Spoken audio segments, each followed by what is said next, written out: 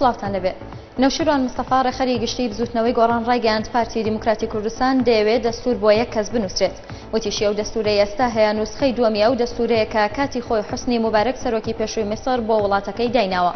لە میانی وتەیەکدا لە کۆنفرانسە ناوخۆیەکانی بزوتنەوەی گۆڕان نەوشیروان مستەفا ڕێخەری گشتی بزوتنەوەکە ڕایگەاند نایەنەوێت دەستورێکیان هەبێت سەرۆکێک دروست بکات، بەڵکو دەستورێکیان دەوێت سەردەمیانە بێت و لەگەڵ ئازادی و پێشکەوتنەکانی ئەمڕۆ و دەستەبەری مافەکانی مرۆڤ بگونجێت. سەرچاوێک لە پۆلیسی عێراق ڕایگەاند نیوەڕۆی ئەمڕۆ خۆکوژێک حوسنیەکی لە باکووری شاری بەغدا کردۆتە ئامانج و بەهۆیەوە ژمارەیە کەس کوژران و بریندار بوون. سەرچاوەکە بە سومەریە نیوزی ڕاگەاند خۆکوژەکە بە پشتێنێکی بۆمب ڕێژکراوە لەناو حوسنیەی حەبیب بن مەزاهیر ئەسەد لە ناوچەی حەی قاهیرە لە باکووری شاری بەغدا خۆی تەقاندۆتەوە و تا ئێستا ژمارەی قوربانیەکان ئاشکرا نەبووە.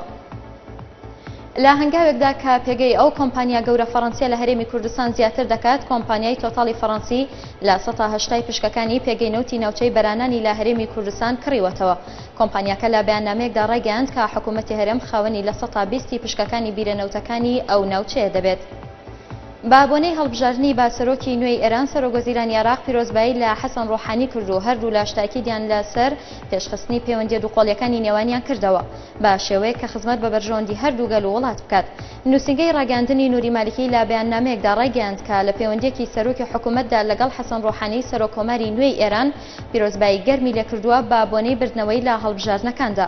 وتیشی هەردوو لا تاکیدیان لەسەر پێشخستنی پەیوەندی دووقۆڵیەکانی نێوانیان کردوتەوە بە شێوەیەک خزمەت بە بەرژەوەندی هەردوو وڵات بکات و ئاسایش لە ناوچەکە جێگیر بکات. هەر شاد بن.